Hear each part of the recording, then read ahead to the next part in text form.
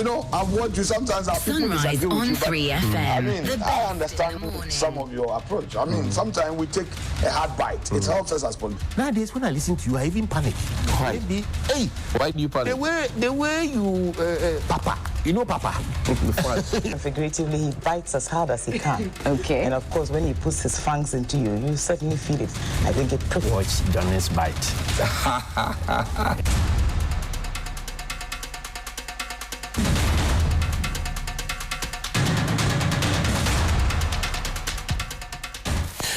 Bismillahirrahmanirrahim. Alhamdulillah Rabbil Alameen. Hasbunallah wa ni'mal wakil.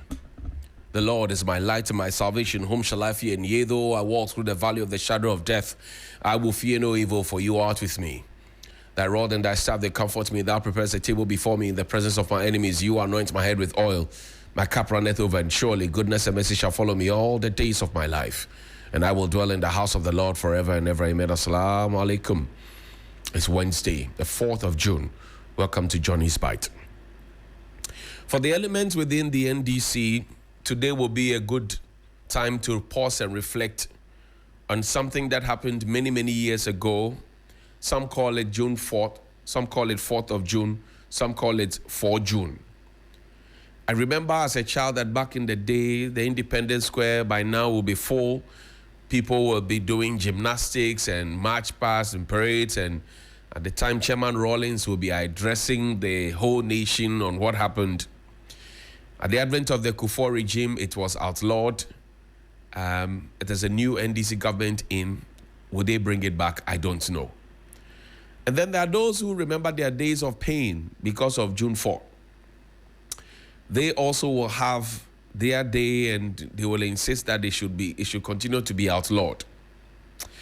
Now, you pay attention to a facility that is right opposite the Flagstaff House here, right here, next to Christ the King Anglican Church, right?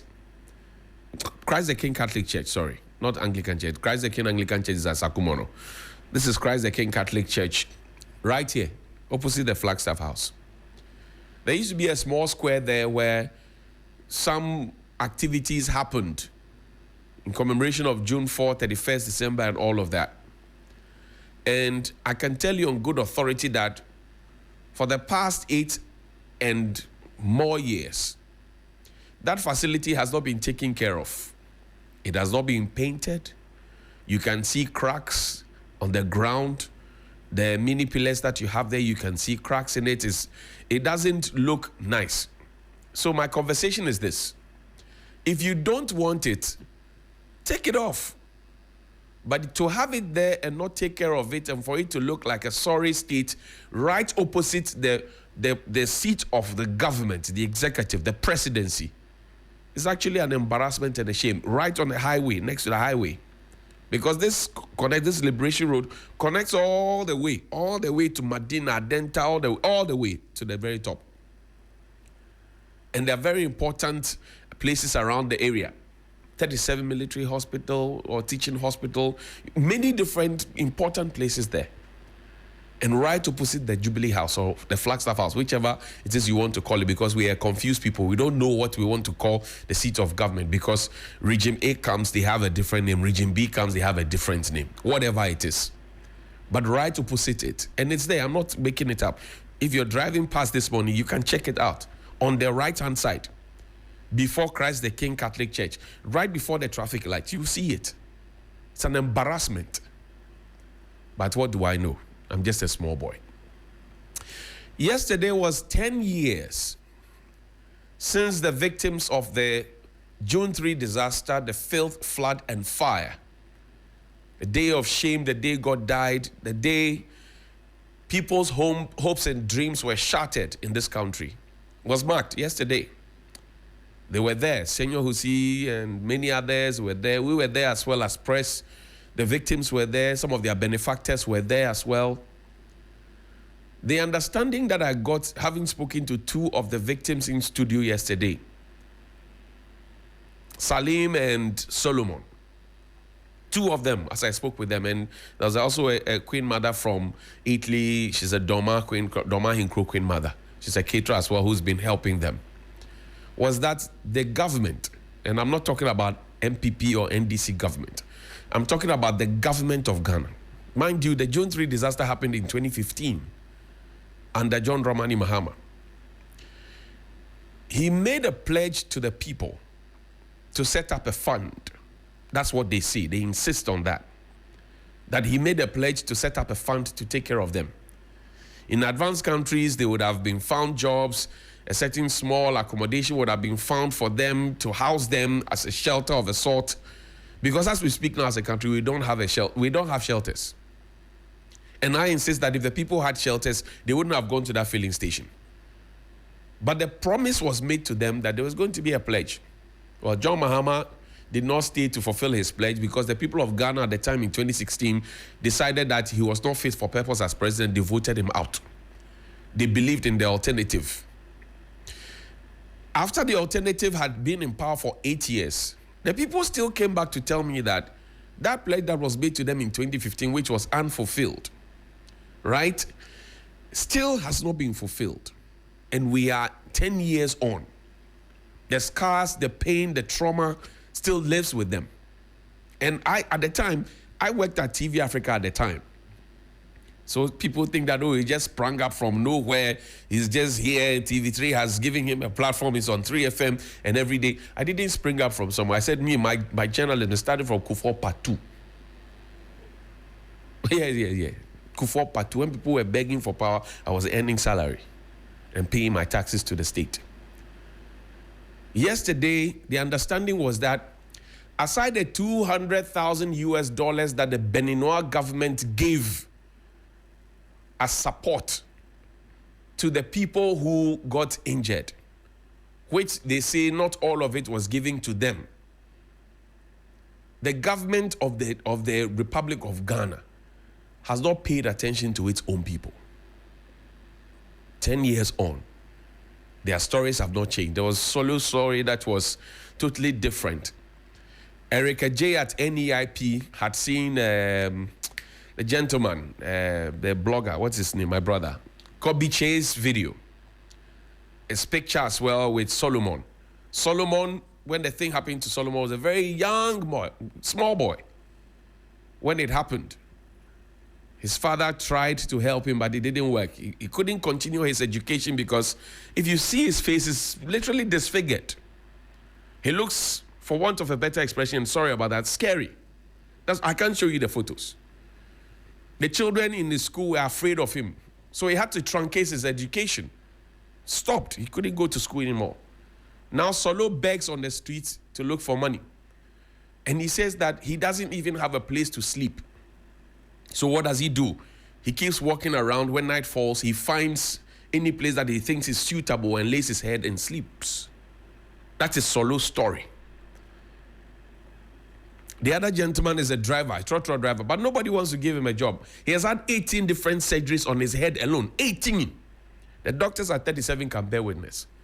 And these are just two examples of the many that we have. Social protection in this country.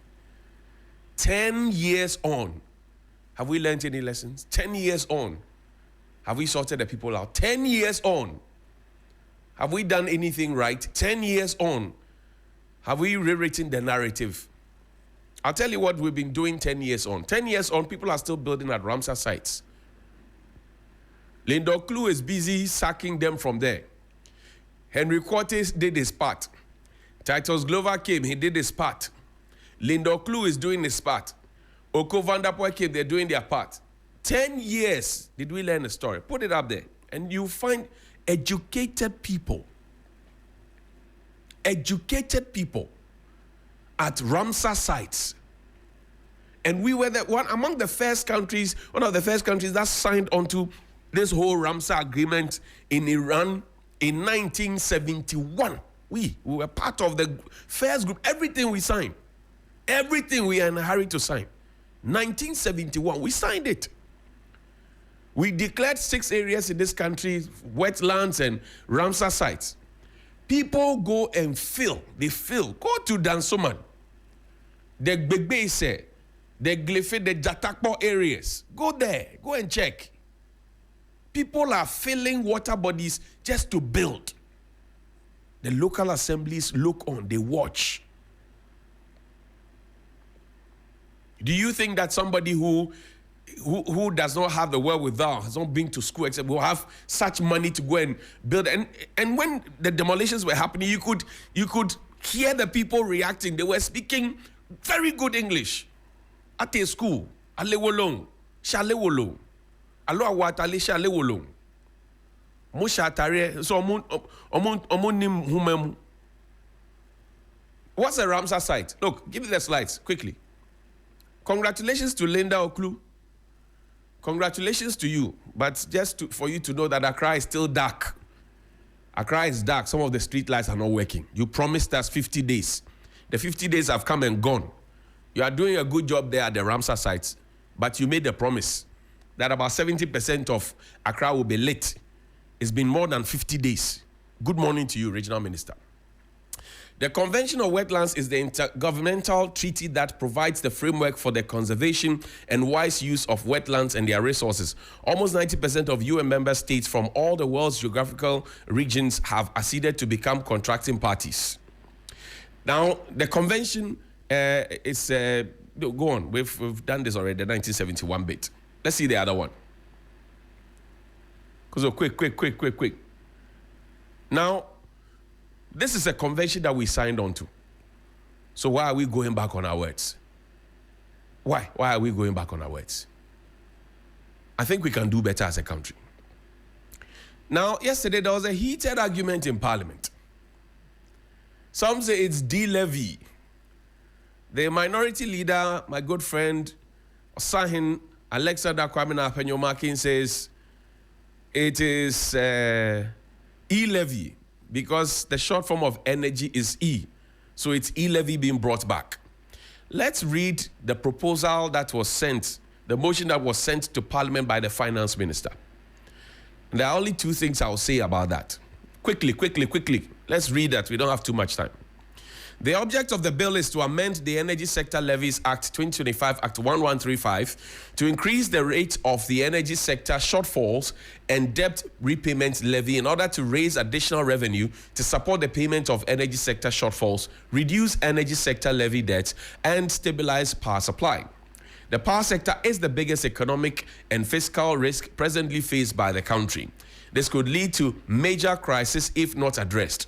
The challenges in the energy sector are quite enormous, emanating from debt, shortfalls, insufficient gas supply, and inefficiencies. The total energy sector debt as at the end of March 2025 stands at $3.1 billion United States dollars. The debt includes money owed to independent power producers, state-owned enterprises, and fuel suppliers.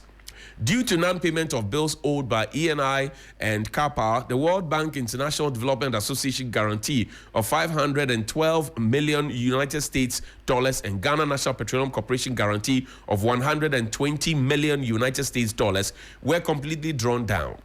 As a result of this, the government is required to find an additional amount of $632 million United States dollars to restore these guarantees. In addition to the above, a minimum of $3.7 billion United States dollars is also needed to clean up the overall energy sector indebtedness.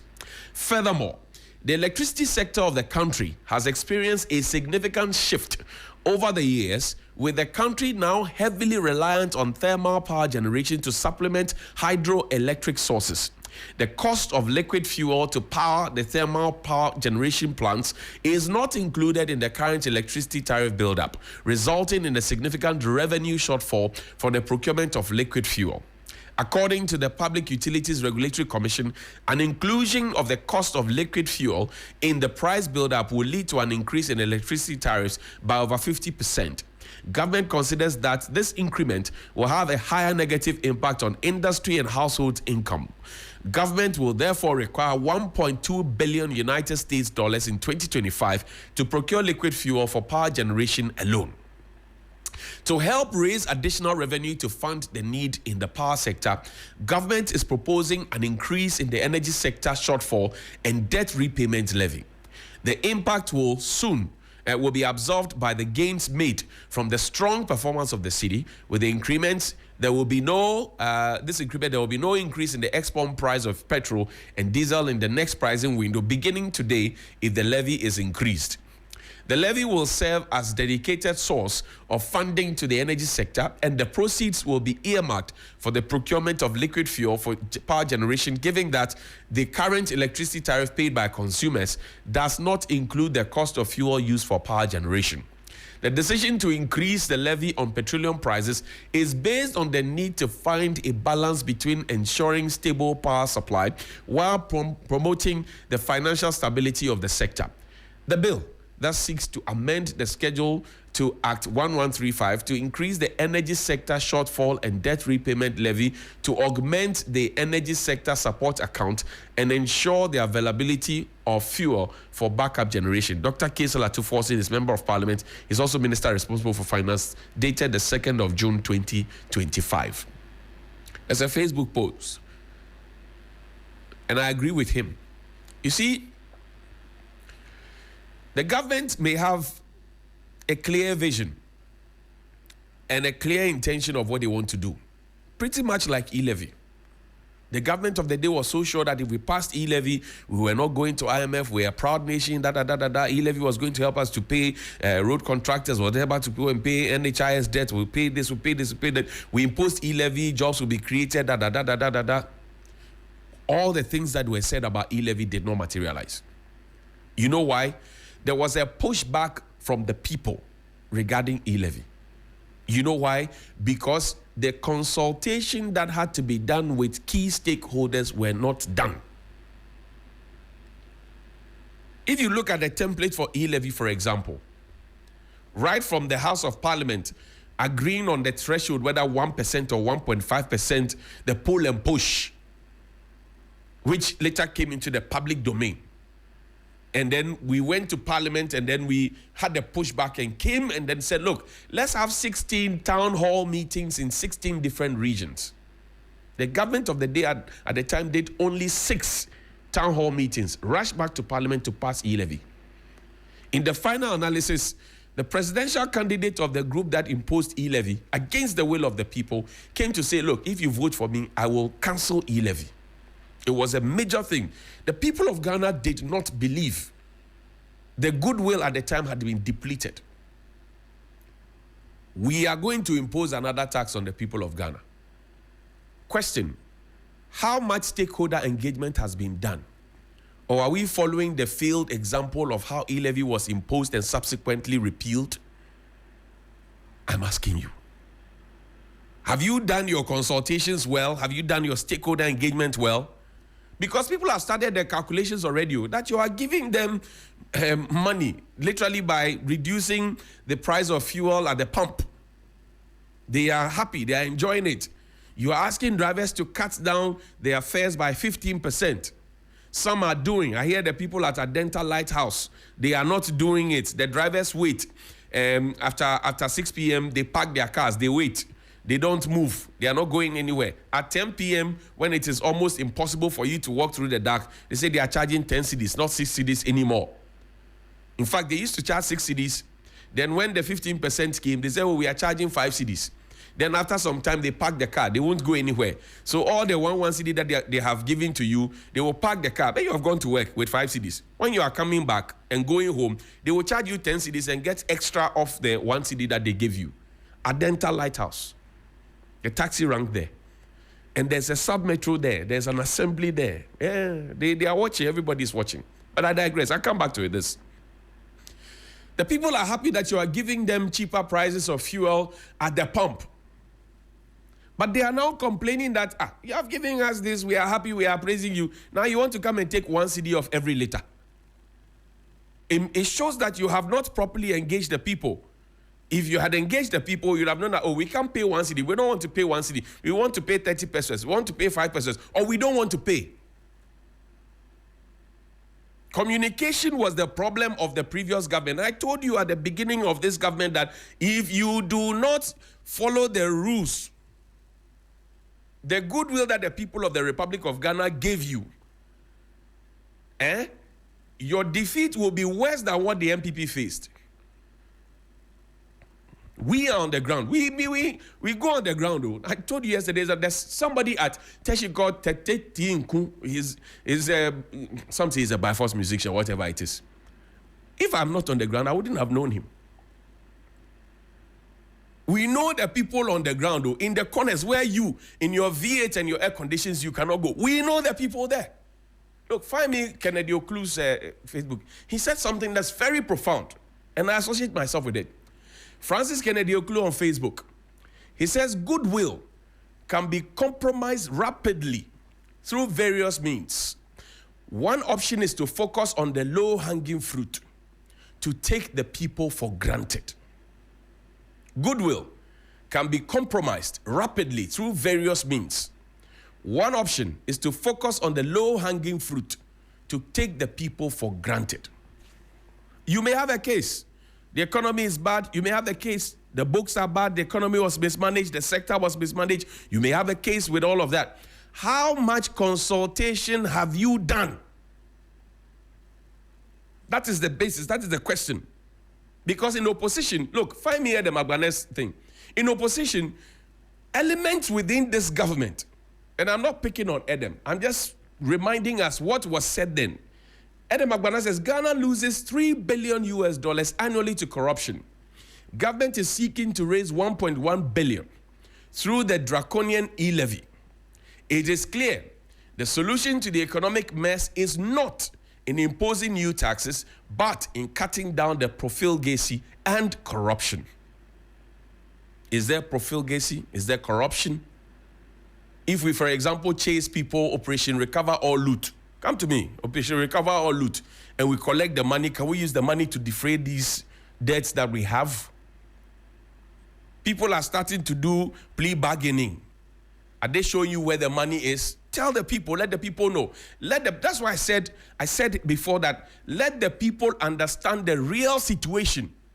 Open the books, be fair to the people, be open, be transparent to the people. Let the people know that this was how the meat was chewed to the bone and to the marrow. Tell the people. Once you tell the people, they will come to terms with you.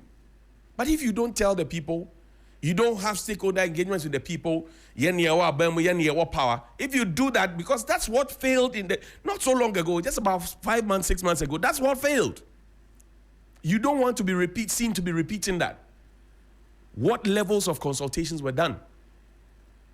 Is this the time to impose new taxes? Because in your own budget, you said, we are not going to impose new taxes. So what is this? This one, what is it? Explain to the people. Have you changed your mind? If you have not changed your mind, let the people know. If you have changed your mind, let the people know. So the consequences thereof, you can hold it and face it. It's as simple as that. Governance is about accountability. It was your party that brought probity and accountability. You coined it. That coinage was from your party. Today is June 4. Probity and accountability. You brought it. Probity and accountability. I didn't bring it. You brought it. So let's have that probity and accountability. Regarding this, can you pause, go back to the people, hold town hall meetings with the people?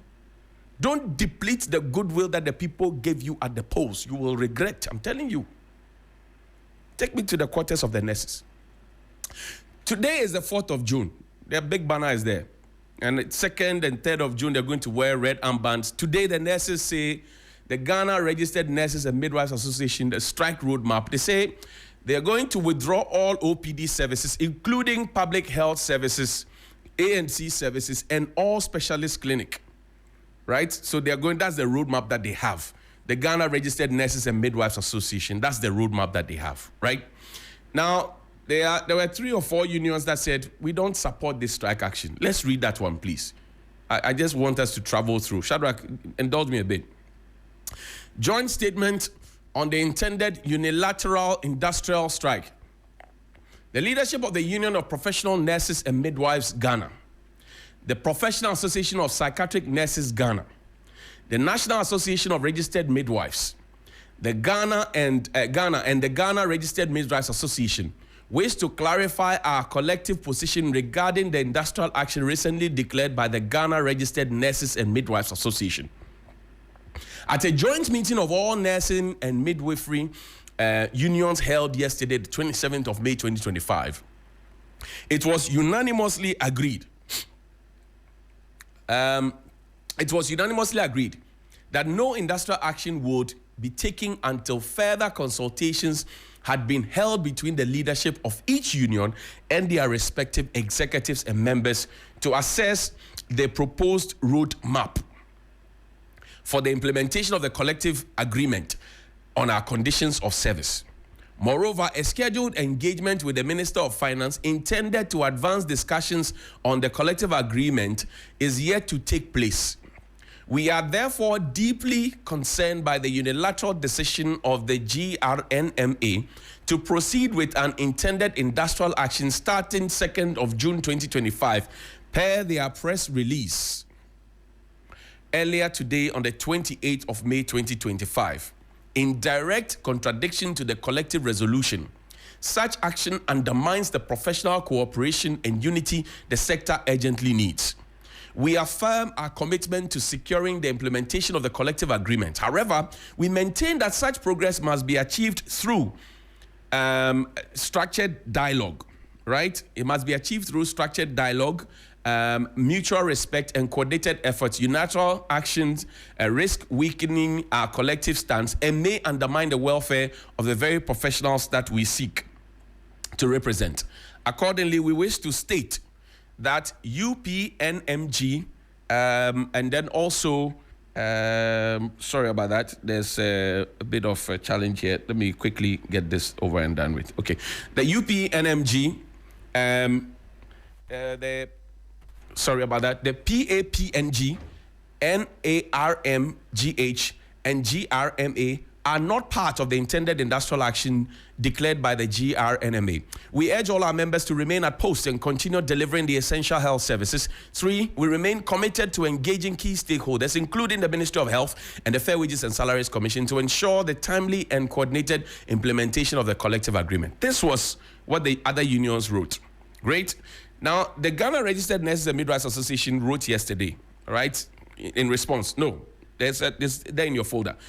Ghana Registered, they have a big one that they wrote in response to what they think is intimidation and all of that. Beautiful. This was dated, the 2nd of June. Communique issued by the Ghana Registered Nurses and Midwives Association on its ongoing industrial action.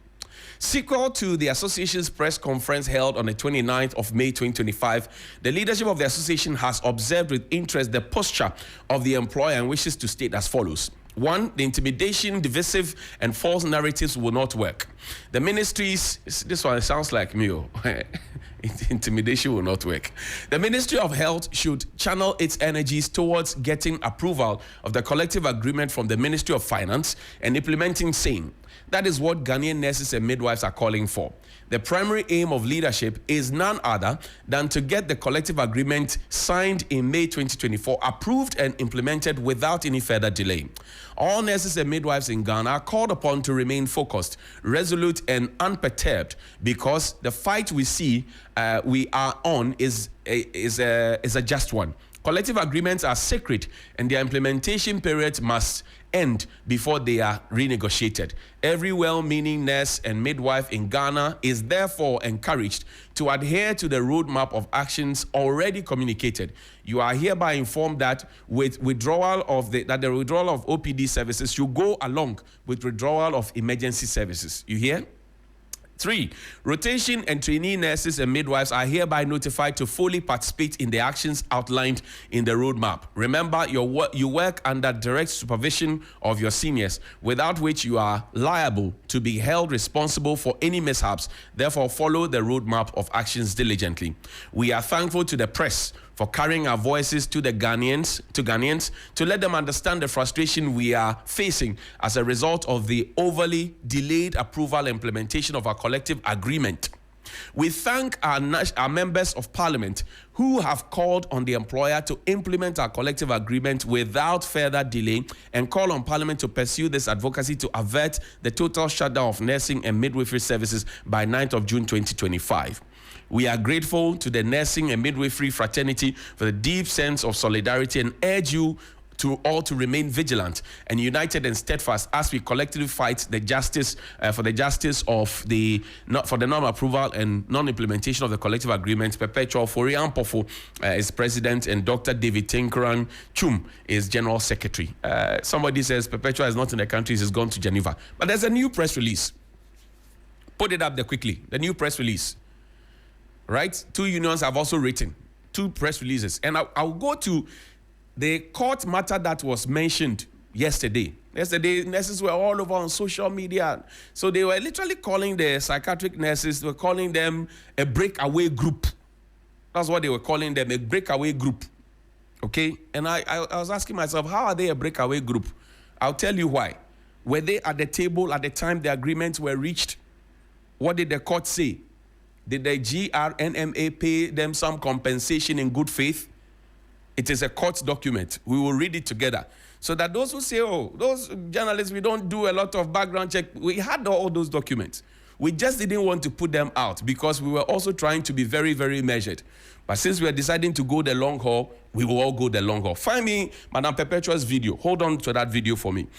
Joint communique on outcome of the court case between the Professional Association of Psychiatric Nurses Ghana and the Ghana Registered Nurses and Midwives Association, suit number IL/085/2024. That's what we're talking about. That put a thing up, put a notice up. That what do you call it? The implementation of the collective agreement couldn't be done because a breakaway group. That's how they describe them. There are many evidence on my phone. A breakaway group. That's what they call you, psychiatric nurses. That's how members of the GRNMA are calling. They say you are a breakaway group. Now, we, the Professional Association of Psychiatric Nurses Ghana, the plaintiff, and the Ghana Registered Nurses as Midwives Association, the first defendants, have successfully reached terms of settlement in the dispute over the implementation of the collective agreement. These terms have been subsequently adopted as a consent judgment by the High Court. We, the parties to this communique, acknowledge that GRNMA should have involved PAPNG in the negotiations for the executed collective agreement, which involvement is PAPNG's legal right. We, the parties to this communique, acknowledge that GRNMA should have involved PAPNG in the negotiations for the executed collective agreement, which involvement is PAPNG's legal right. He who comes to equity must come with clean hands. It's a maxim of equity. It is a maxim of equity. Those interested may contact the undersigned for the full judgment. Made in Accra, February, President Ebenezer Sapon, We have the full judgment. We'll share a bit of it with you for want of time. Tomorrow we'll continue. But find me that video of the president telling us how the country had suffered, economic situations and all of that, so no new allowances were being demanded. Listen. The Commission has signed the conditions of service for nurses and midwives across the country, aiming to improve their living standards over a 2-year period. One thing has been very clear in this negotiation, and no matter how hard we have pushed, the employer has insisted that looking at the economic conditions and the situation we find ourselves in at this time, they will not be able to take on any new allowances. And that was made very clear throughout the negotiation. So what we've been able to do is to improve upon what existed in our old collective agreement as signed in November 2020. So now the conversation is that what has changed in 5 months? Has the economy gotten so better that now find me the judgment quickly? I just read about 3-4 lines and then we'll wrap up. Shadrach, permit me. Put it up quickly. Now the parties agree. No, this is 3. Let's begin so somebody doesn't say we are making this up. Find me the first page. Good. This is what it is. Enlarge it for us. Let's read it together. It says, whereas the Professional Association of Psychiatric Nurses Ghana filed a motion for an interlocutory injunction on the 27th of June 2024, challenging the exclusion of PAPNG from the negotiation and implementation of a collective agreement by the Ghana Registered Nurses and Midwives Association, which was undertaken without due consultation with all relevant unions, including PAPNG. And whereas PAPNG argued that such exclusion violated statutory labor requirements, including 1. Exclusion from negotiation. PAPNG was not consulted or invited to participate in the negotiation process, violating statutory provisions mandating fair representation. 2. Violation of labor regulations. The actions of GRNMA contravened the Labor Regulation 2007 LI 1833, which require consultation with all relevant unions during collective bargaining. 3. Non-adherence to the Labor Act. The Labor Act 2003, Act 651, mandates inclusive and fair representation in collective agreements, which was disregarded by who? On January 2025, after both parties successfully engaged in alternative dispute resolution and reached a binding consent agreement, prayed that the court adopt our agreement as the official judgment. The presiding judge meticulously reviewed the proposed judgment, affirming its alignment with the principles of fairness, justice, and integrity. Consequently, the judge accepted the consent agreement as the ruling of the court. In the spirit of transparency, accountability, and empowerment, attached to this press release is the true copy of the consent judgment adopted by the court. PAPNG wishes to emphasize its steadfast position in opposing any oppression imposed by unions or institutions that may infringe upon our constitutional and labor rights. We remain committed to advocating for the protection of these fundamental rights in all circumstances. Now, this is the judgment. Reverend Richard Anandonko, National Public Relations Officer, plaintiff for PAPNG. And then there's Valerie J. Mensah, counsel with Edem, there's Oliver Bakavomawa and all of that. Pursuant to this, we file our terms of settlement on the 20th of January 2025, which has been duly executed by all parties.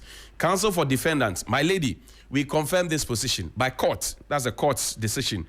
Case has been stood down. Case recalled on the 10:21 a.m. Counsel for plaintiff, my lady, we pray that this honorable court adopts the terms of settlement filed on the 20th of January 2025 as consent judgment in this matter.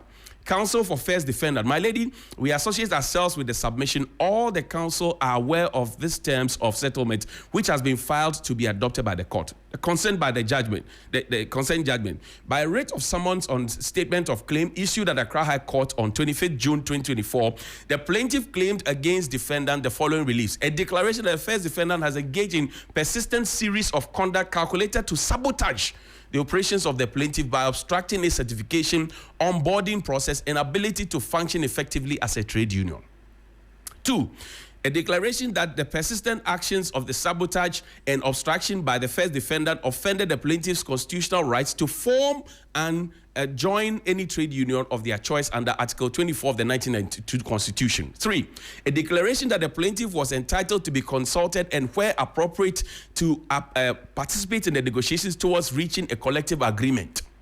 A declaration that by failing or refusing to consult the plaintiff or inviting it to participate in the negotiations for the collective agreement on the first defendant had violated the rights of the plaintiff to advocate for rights and the welfare concern of its members. I have never said anywhere that there are more nurses than there are teachers, so their licensure should not be paid for them. I said that the desire to be a professional is a choice. The desire to be a professional is a choice. And so I don't see the sense in it that the state should pay. If the state decides to pay for nurses, would they be paying for doctors? Would they be paying for engineers and architects? I'm asking that question. That answer has not come. Now, per what I've read for you, an award of 300,000 Ghana cedis against the first defendant being legal fees incurred by the plaintiff in bringing this claim, they will pay. Right? And then they even pay the 100,000 or so. It's there in this document. We don't have time. Tomorrow I'll read in full. Is it 1 million or 100,000? Let's see the figure. So the public doesn't say I'm telling lies. Now, F. An award of 1 million Ghana cedis against the first defendant for the violation of the economic rights of the plaintiff under Article 24, then the Constitution, through consistent acts calculated to sabotage and frustrate exercise of plaintiff's constitutional rights. The same group that is being called a breakaway group. Come to me, we're concluding. The same group that is being called a breakaway group. After this, which you say stalled the whole collective agreement thing, right? They now come into a meeting with you to say that, Take your time. Let's meet the minister. Let's have stakeholder engagement. You left the meeting and go and write a press statement to say people should go on strike. It's your right. But the things that they told the court, which is a matter of public record, which I have just read to the people, they say you are sabotaging them. You don't respect them. You violate their rights. You don't want them to be onboarded. You don't want them to join a trade union of their choice. How do you answer those ones? You had a gentleman's agreement. You paid them money. How do you answer those ones? Then you hide behind journalists must learn, journalists must get their fact. We had all these documents. We just didn't want to show it to the public. But now if you want us to show it, we will show everything to the public. We will like, when you dare us, we will prove. We like the documents game. We play it. That's our game. So let us bring. We are not fighting. But don't call us names just to get your interest. Nobody is against you getting your conditions of service. Nobody is against you. Nobody is against you. What we are against is, can we fund what you are asking for? Paying for your licenses. That's what we're asking. Is it not a common sense question to ask?